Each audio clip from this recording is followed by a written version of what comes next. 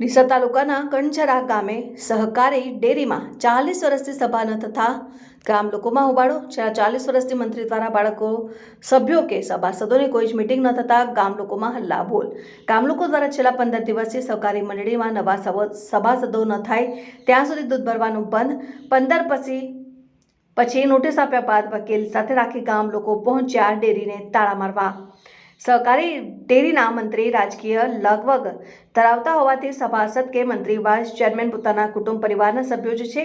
પ્રાપ્ત વિગત અનુસાર વાત કરવામાં આવે તો ડીસા તાલુકાના કંચારા મુકામે આજરોજ ગ્રામ લોકો મહાકાળીના મંદિરે એકઠા થયા હતા અને છેલ્લા કેટલાક સમયથી રાજકીય લાગવગ ધરાવતા ડેરીના મંત્રી દ્વારા સભા સાથે કોઈ જ મીટિંગ ન કરતા ગામ લોકો દ્વારા વકીલ દ્વારા નોટિસ આપી ન્યાયની માંગણી કરી હતી અને ગામ લોકોના આંશિક હતા કે મંત્રી દ્વારા પોતાના જ પરિવારના પોતાના જ કુટુંબના જ સભ્ય ડેરીમાં છેલ્લા 40 વર્ષથી નોકરી કરે છે। છેલ્લા 40 વર્ષથી કોઈ સભાસદ કે કોઈ મીટિંગ કરવામાં આવી નથી તેવું કંચરા ગામ લોકોએ જણાવ્યું। મહાકાળી મંદિરના માતાજીના મંદિરે ન્યાયની માંગણી કરી અને ગામ લોકો સહકારી ડેરીએ પહોંચ્યા હતા અને સામસામે લોકોના ટોળા ધસી આવતા ડીસા રૂરલ પોલીસે મામલો શાંત પાડ્યો। રાજકીય લાગવગ ધરાવતા ડેરીના મંત્રી દ્વારા કોઈ જ સભાસદ કે કોઈ જ મીટિંગ ન થતા ગામ લોકોમાં આક્રોશ જોવા મળ્યો હતો તેમજ સહકારી મંડળીમાં નવા સભાસદોની નિમણૂક કરવામાં આવે તેવી ગામ લોકોએ રજૂઆત કરી હતી।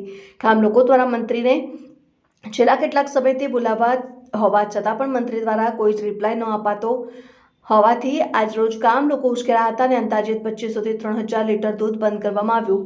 પોલીસ દ્વારા વધુમાં વારંવાર જણાવાયું હતું કે રજિસ્ટર ઓફિસમાં ટૂંક સમયમાં રજૂઆત કરી ઝડપી ચૂંટણી થાય તે બાબતે નવી રચના કરીને સભાસદોની નિમણૂક કરવામાં આવશે તેવો કહી મામલો શાંત પડ્યો હતો। કંચરા ગામે શું છેલ્લા 40 વર્ષથી સભાસદોની કોઈ જ મીટિંગ ન થતા બનાસ ડેરી દ્વારા કોઈ પગલાં લેવામાં આવશે ખરા?